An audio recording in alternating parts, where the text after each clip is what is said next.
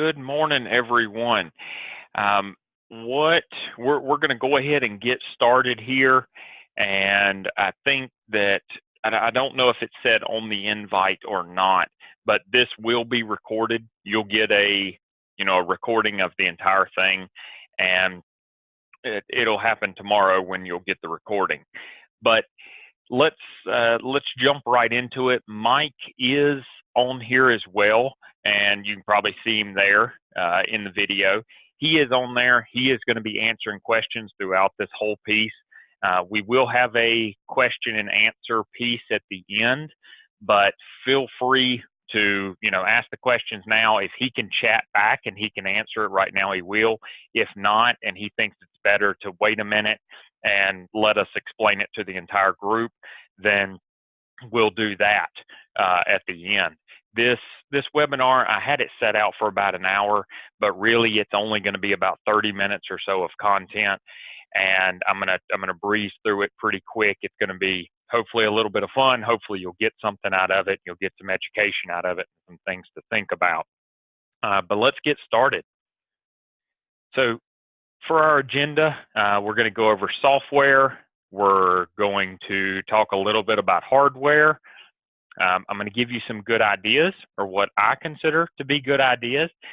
There's going to be, I forewarn you, there's a piece in here where we're going to talk a little bit about something that you may at first go, I don't know how that exactly applies to technology, but I'll explain it and it'll make sense. The final piece before questions is going to be just final thoughts as far as action steps for you. And that's going to be, something you can take away, you can jot down, and you can go and check, as you're going into 2019 to make sure you've done these things.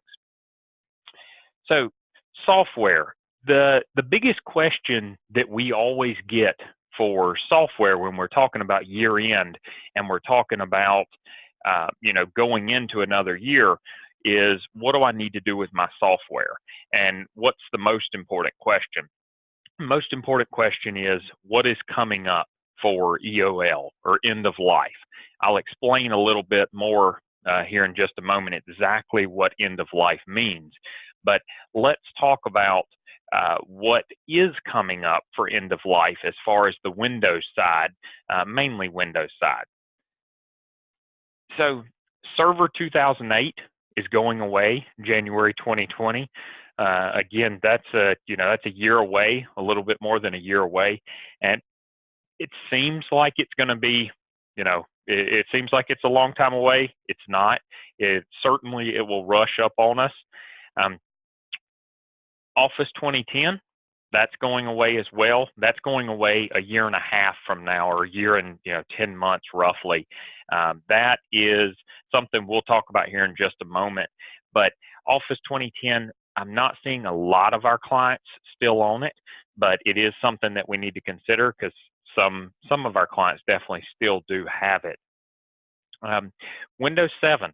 So this is the one that you all, if you are our clients, there's definitely people on here that are not, but you're going to hear us talk a lot about Windows 7 and that January 2020 being end of life day.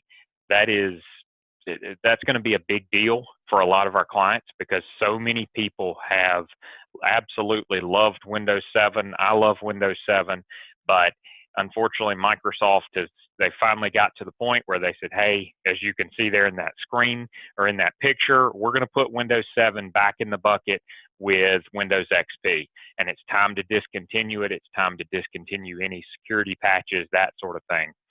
So we need to be prepared for that as a business, as worrying of, from a business standpoint, worrying about viruses, worrying about just your business applications, that sort of thing, working on the operating system.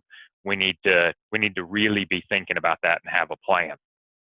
The final piece is line of business applications.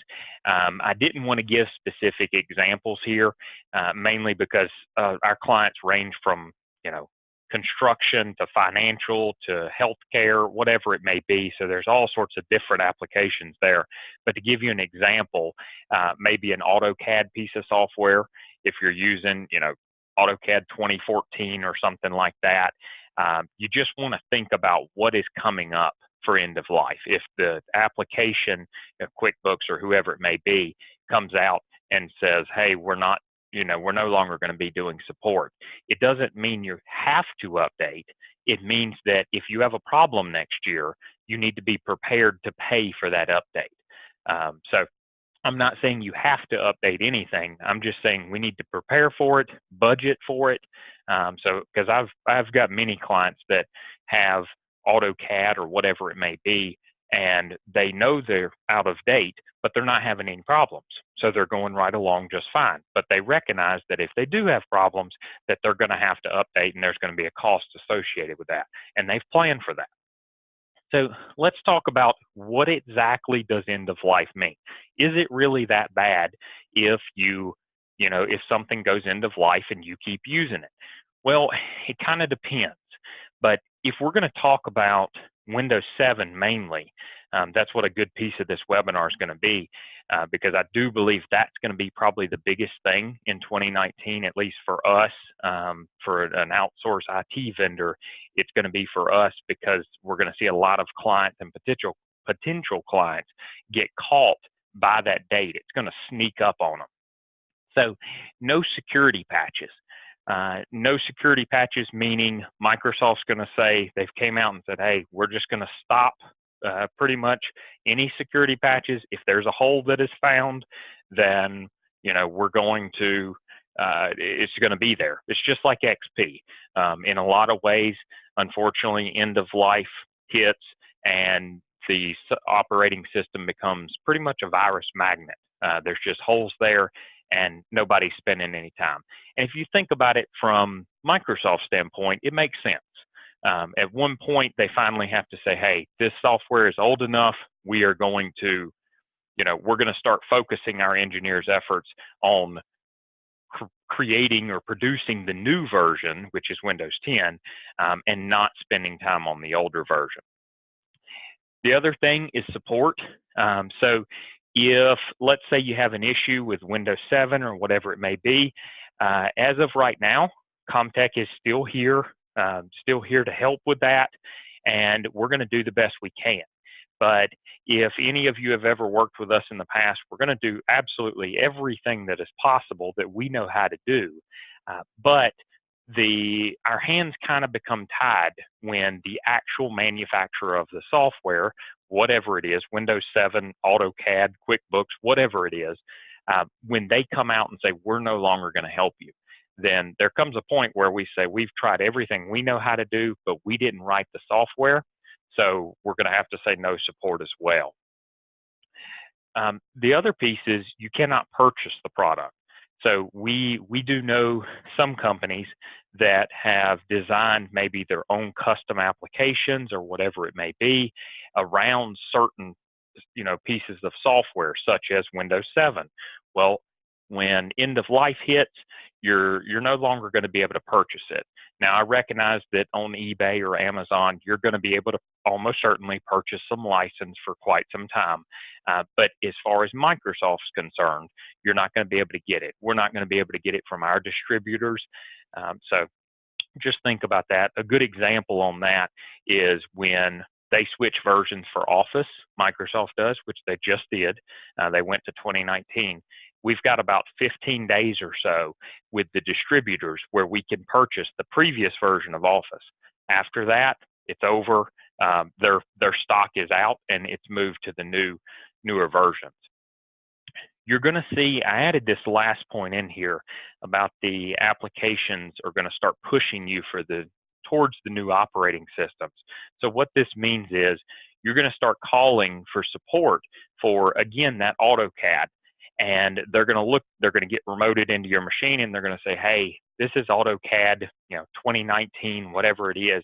This isn't one of the reasons why you're having issues is because you're sitting on Windows 7. or you're sitting on an older operating system. Our systems we've gotten with Microsoft, or we've gotten with, Mac, Apple, and we have designed it to work on the newer systems. So they're going to actually start pushing you that way. They kind of go into cahoots together and push everybody towards the newer stuff. So a good example of this is a little bit of a special example, because this is, Microsoft, all Microsoft, Office and Windows. But Microsoft pulled a little bit of a nifty trick on us with 2019.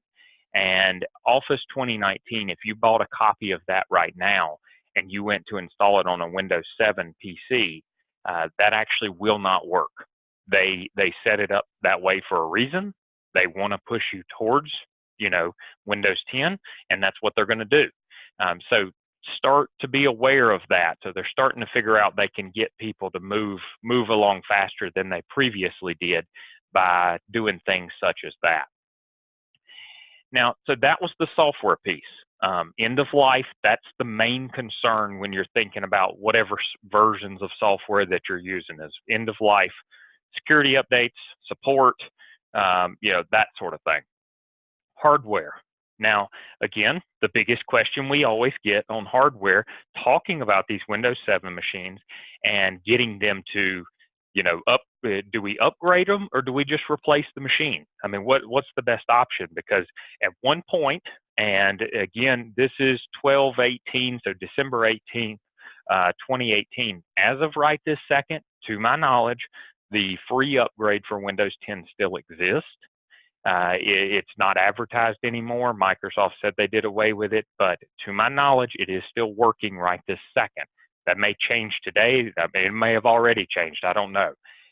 But to my knowledge, as of last week, it was still working. But the question always is replace or upgrade. So our answer is it depends. It depends, but the good news is I'm going to tell you what it depends upon. So let's talk about it. Processor, that's going to be your first piece. And what I'm actually going to do, I'll forewarn you with this, is this is going to be some highlights. I'm not going to go extremely technical here. I can, if you want to, we can go offline and we can go as technical as you want. But the first piece that you want to consider is your processor. And we'll go into actually processor dates here in just a moment. The other thing is you want to consider your overall age of your machine. So check your warranty.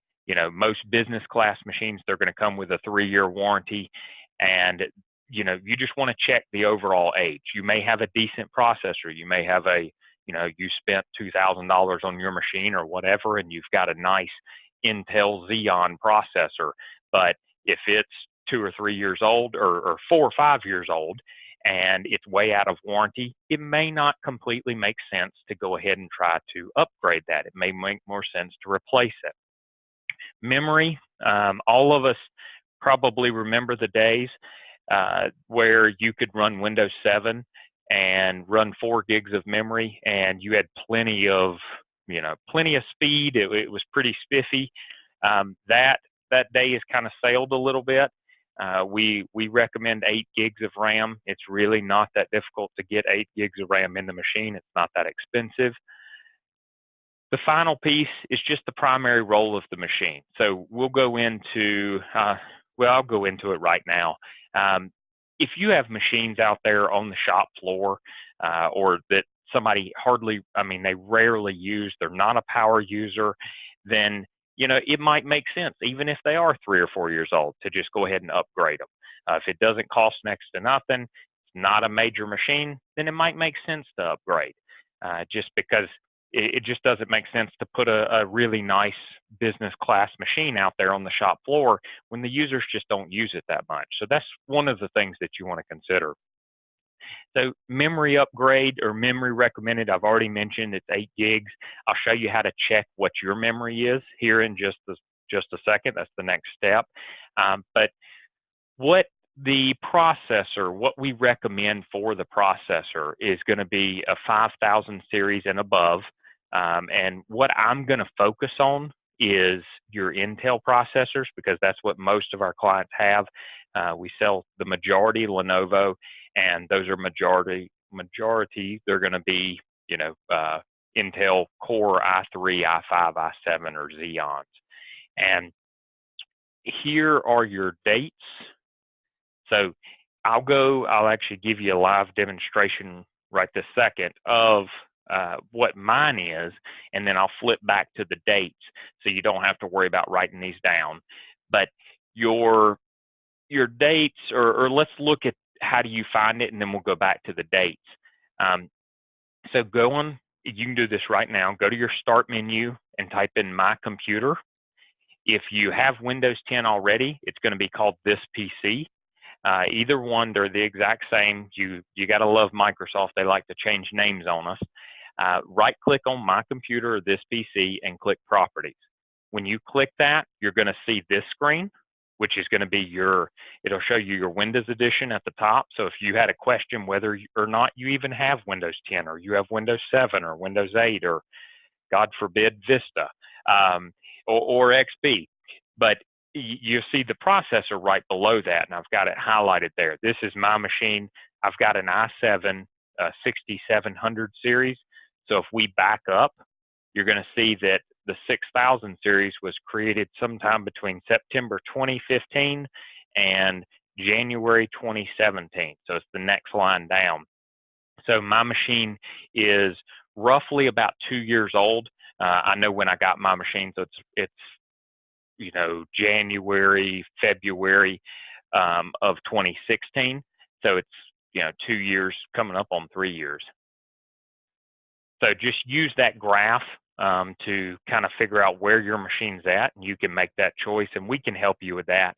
Of course, right up under that as well, right up under the processor, you're going to see the installed memory. You're going to see that I've got 16. I've got double what I just recommended. Now, we always get the question of, and for anybody who's wondering, I'm almost out of the hardware because I know it can get technical and kind of get boring, but we always get the question of, well, I don't have, a Core i3, i5, i7, or Xeon. I've got maybe a Celeron. I've got a Pentium processor. I've got a Core 2 Duo. On all of those, I'm going to recommend a replace.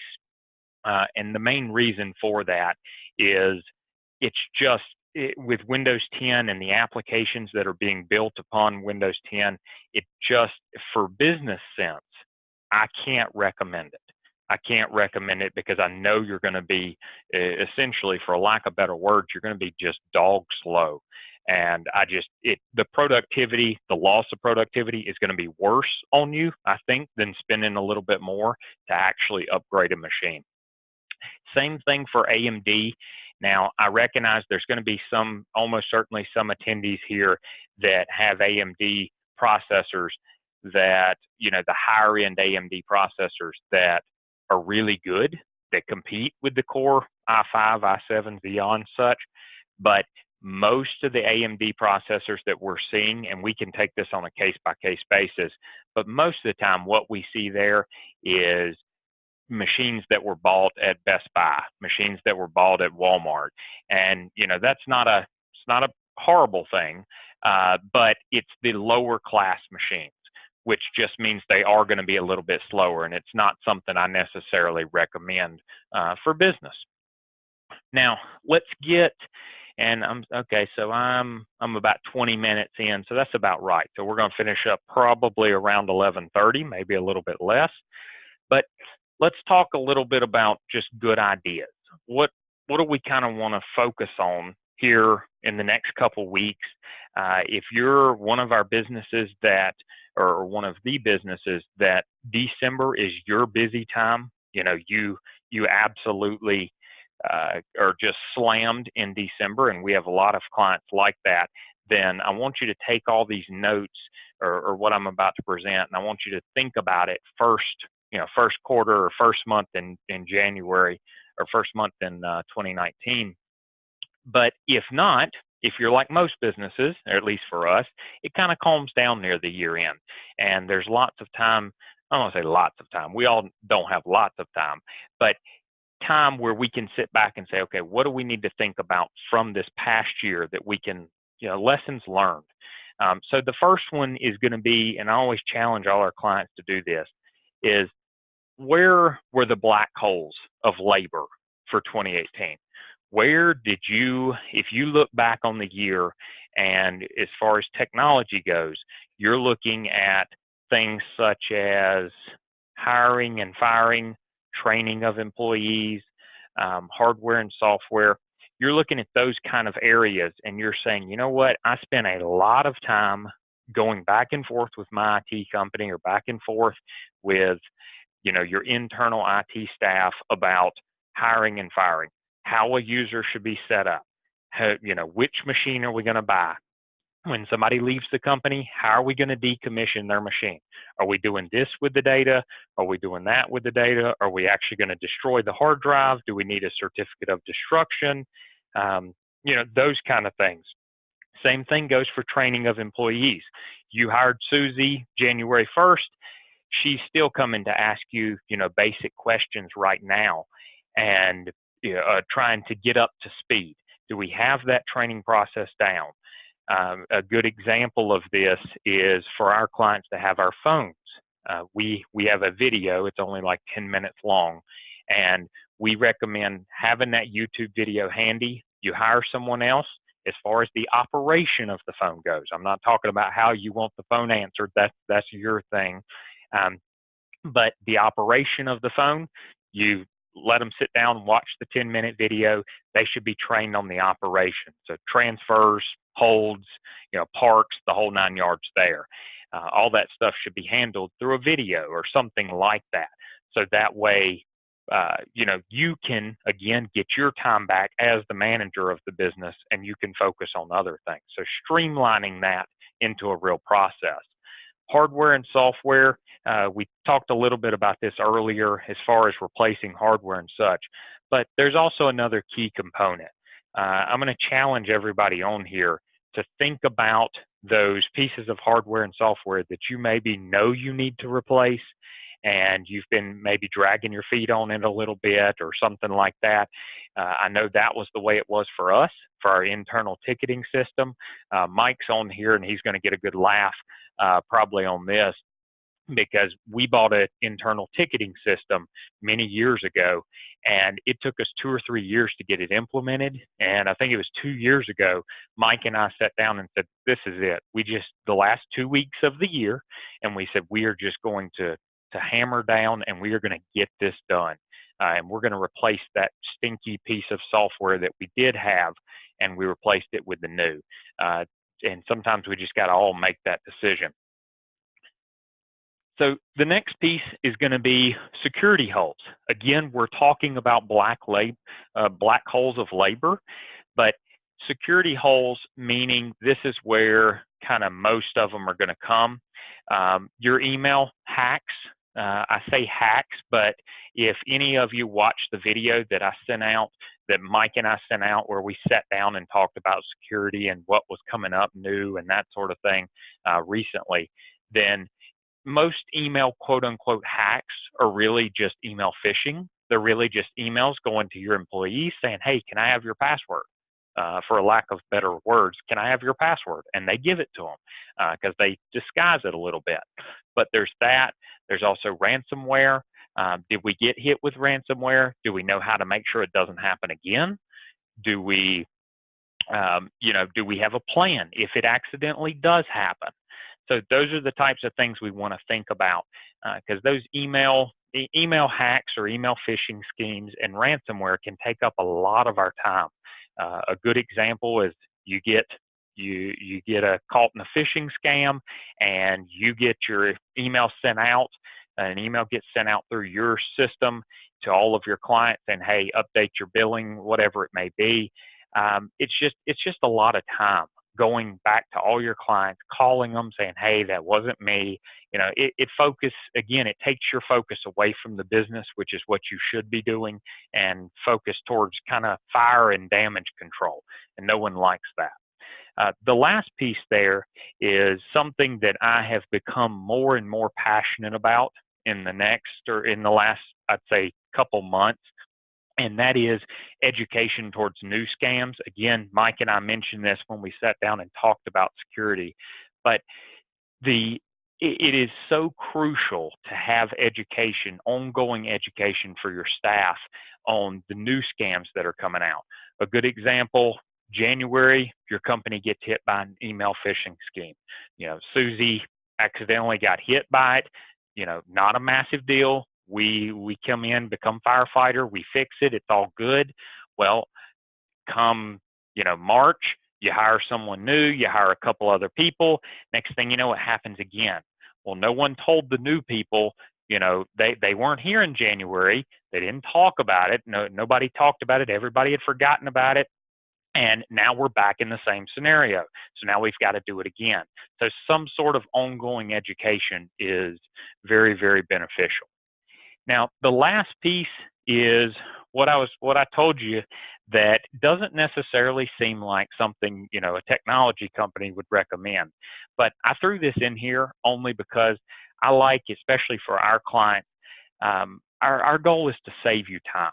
Our goal is to give you back your time so you can focus on your business and focus on what you actually got into business for, not fixing your computers, not dealing with viruses, that sort of thing.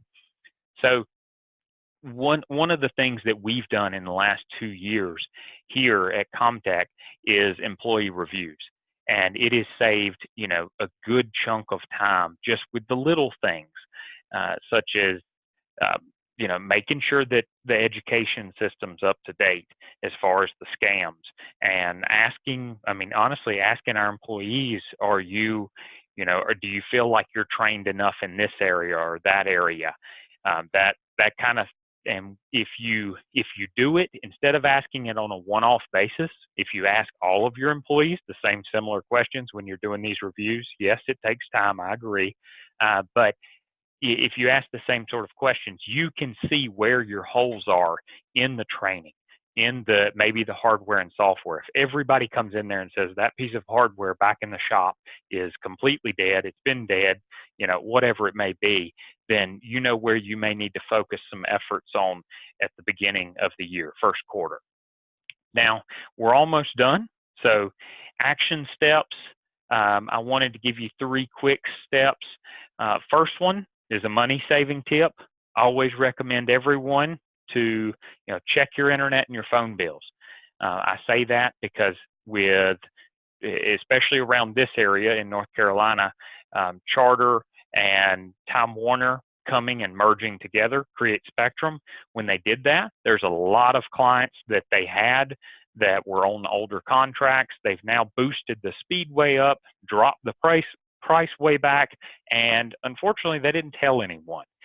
So a lot of times we go into clients or potential clients and they've got, let's say, 100 speed for $100. Well, they can get a 200 speed for $100, the same price or whatever it may be with no contract. So those are the types of things that you just kind of want to check. Now, you may have a couple weeks here at the end of the year where it's slowing down. Those are the types of phone calls you want to make. Of course, if you need help, reach out to us. We'll be more than happy to help. Second tip, do not wait, please. I am begging all of our clients to not wait for Windows 7 going away. I know for a fact that it's going to happen. Almost certainly, we're going to probably get slammed next year in December when everyone tries to rush to replace all their Windows 7 machines at one time. I'm praying that with lots of webinars like these and lots of live events coming up that we're doing here at our training center and in our Greensboro office, I am praying that we have a plan, that our clients have a plan, and I can push everyone to go that way. But just plan for it. Have a schedule on when we're going to get rid of these things so we don't end up at the end of the year next year. It's just going to make it more of a hassle, more expensive for you guys, and more expensive for us as far as time and such. The final piece, and I pretty much mention this as much as I can on any webinar that we do, and it's just a very generic piece, but I think it's so important, and that is, before the year ends, check your backup strategy, please. Check your backups for your servers, your workstations, whatever it is that you're backing up that you need to make sure it's back up. It's really not that expensive, and it's a very, very good idea to check it. And when I say check your backup strategy, I'm referring to, can you do a test restore of your data? How certain are you that you know for a fact that your data is backed up, it's recoverable, it can't necessarily get hit by ransomware, as well as, do you have a backup plan if you, again, get hit by ransomware, something like that? Do you have a backup strategy that incorporates recovering from a backup scenario where you need it? But just check those things. Of course, if you're not the one that manages this, obviously you can reach out to your IT provider or whoever does that. As always, if we're not and you want to talk, we would love to talk to you as well. So with that, I am going to give you our information here. Feel free, as always, to reach out to us here. And before Mike answers or unmutes himself and tells me any questions that may have been asked, I did want to tell everyone, I probably should have put a slide in here, but when you exit out of the webinar, when I close it out today, you're going to be taken to our promo, our giveaway for nonprofits.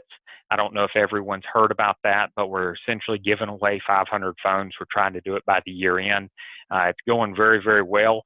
But again, it's always a struggle just letting everybody know about it, letting all the churches and nonprofits know that we're giving away, literally giving away that many phones. So if you know of a nonprofit or you know of a church, then please pass that information on or get with us and nominate them, and we'll give them a call for you. So I just wanted to warn you about that when you go to close the webinar. That will come up. There's actually a video there explaining it as well. Of course, it's me.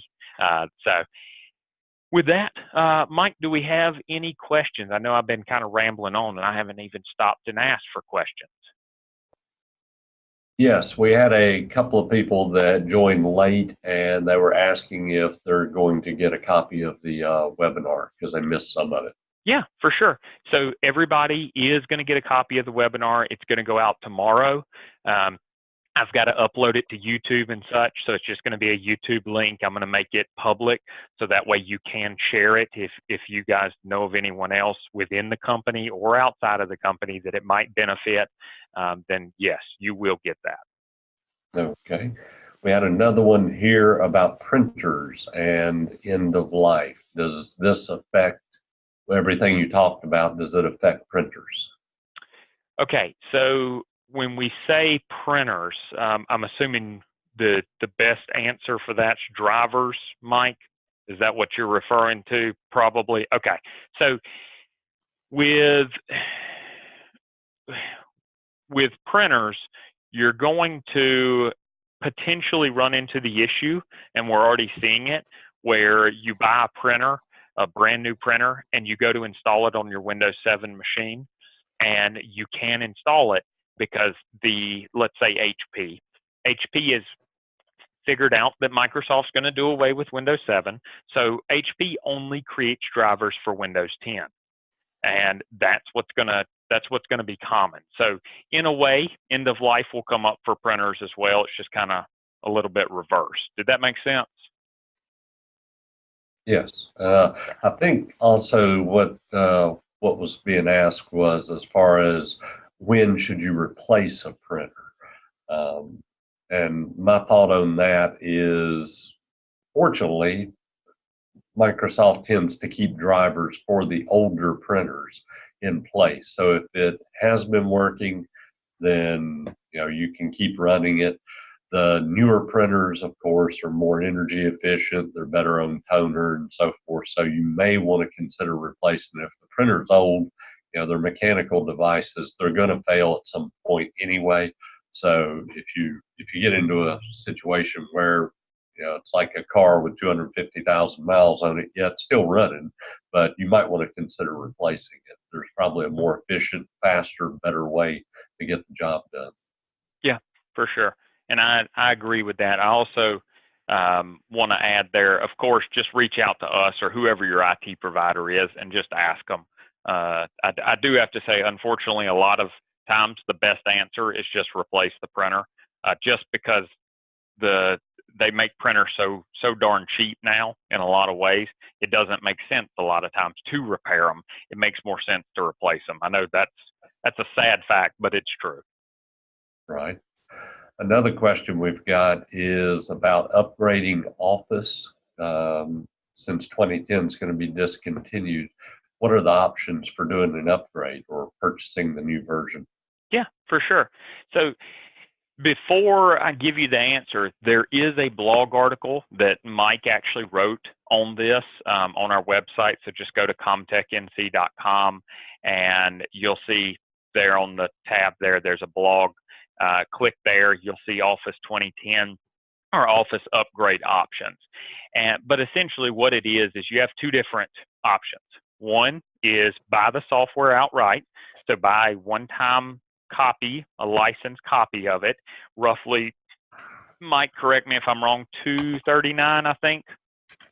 Yes, for home and business, essentially. So $239 roughly. That gives you one copy of Office that you can install on, one PC.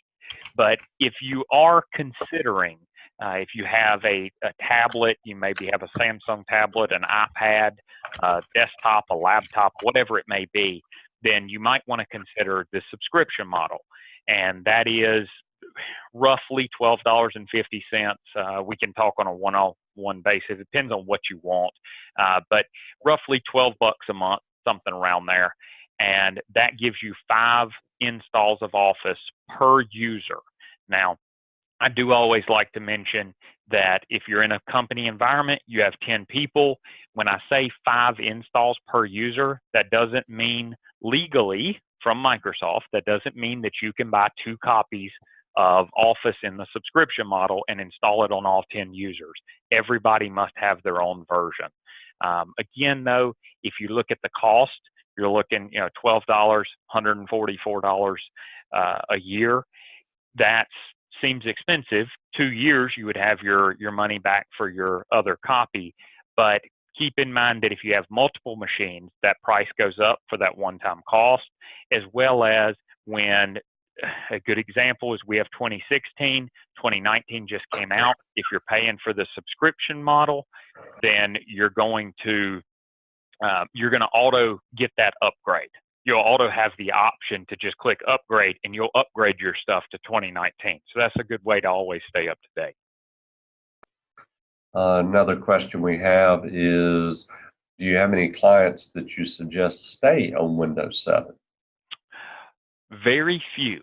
And here, okay, so what would have to happen for me to recommend somebody staying on Windows 7 would be, we've got a few machine shops that the machine shops have machines on the floor that access one program internally. It does not go over the internet whatsoever. That machine is 100% locked down, cannot get on the internet in any way. That one, I would probably say it's cool to stay on Windows 7. There's no real reason for them to upgrade if they're never going to get on the internet, nothing like that. Then it makes sense. As much as it would be nice to tell clients, if it's past a certain date, if it's past a certain date and processor or age or whatever it may be, let's replace it and have a generic rule. But I know for our clients and the clientele that we try to attract, which is small businesses, then that just financially doesn't make sense. It doesn't always make sense, and it just doesn't make business sense as well. Because again, why would you buy a very expensive, not very expensive, but an expensive machine for a shop floor that is really not that used that often and never gets on the internet? Another one, I think you did mention this earlier, but it says, will Comtech stop supporting Windows 7 devices? Okay, so I kind of hinted at that. I didn't actually say 100%. What's going to happen is we're going to do exactly what we did with XP. I don't know, Mike, do you have any idea ballpark how many years we supported XP after Microsoft came out and said no longer? It was several. It was several. So it's almost certainly going to be the same scenario. We're going to do the best we can. What I talked, and a lot of you that know us, we're kind of the middleman. So with Microsoft and you guys, if you have an issue, we do our very best. I mean, all of our techs are certified in many different areas with Microsoft, and we're going to do everything we possibly can to get that problem resolved. But worst case scenario, we didn't write the software, so we're going to go back to Microsoft when our hands are completely tied. And if we go back to them and they kind of shut the door in our face and say, hey, we don't support that anymore, then our hands are tied. So we're going to do it. So my answer in a clear, concise way is we're going to almost certainly keep Windows 7 support for our clients for a number of years after Windows 7 in the end of life. But eventually we will have to cut it, such as we have with XP. Yeah, we'll have to expect it to be dwindling away. If you buy a brand new printer and try to hook it to a Windows 7 machine and there are no drivers, there's nothing we can do. Or, I mean, that's a roadblock immediately. So we need to expect that. It's an out-of-date operating system. Let's see, we only have a couple others. It says that you mentioned an education program for the staff. How would we get more information about that?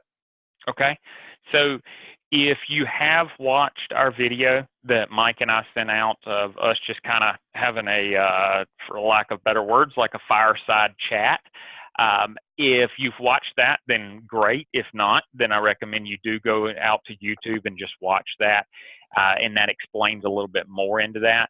But if you're interested in that, just simply email either Mike, or a better bet is just sales@comtechnc.com. That's the best bet. It's definitely affordable. We actually go through the pricing a little bit in that video, as well as, I mean, we actually talk about how, unfortunately, nobody's really making much money on that. We're doing it 100% for education purposes. Okay, and the last one we had is about checking a backup strategy. Is there a recommendation for making sure that your backups are actually working? Okay. So what I normally recommend for that, unfortunately, it's got to be, I hate giving an answer of, we really need to take this on a one-on-one kind of scenario, but a lot of times you do, because different programs require different backup pieces, and every company operates a little bit differently. But if I could give some generic tips, one would be, can you do a restore?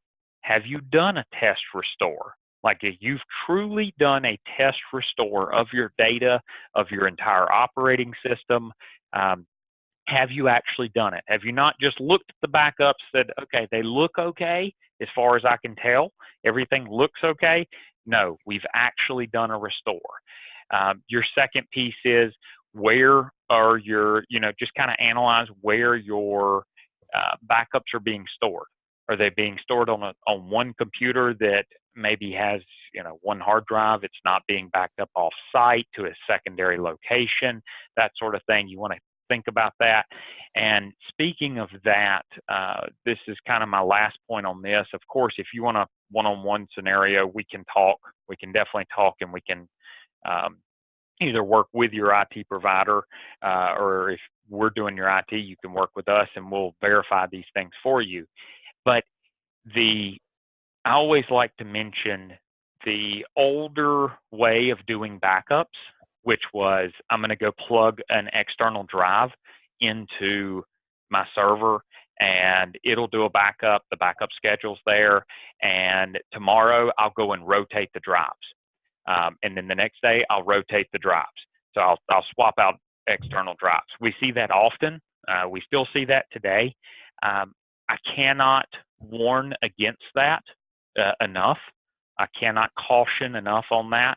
And the main reason for that is with ransomware especially, it's not the virus gets on there that day and then immediately kicks off and says, hey, everybody's got ransomware. No, most of the time it gets on there, it waits for months, it waits for weeks, and then it tells you, hey, you have ransomware.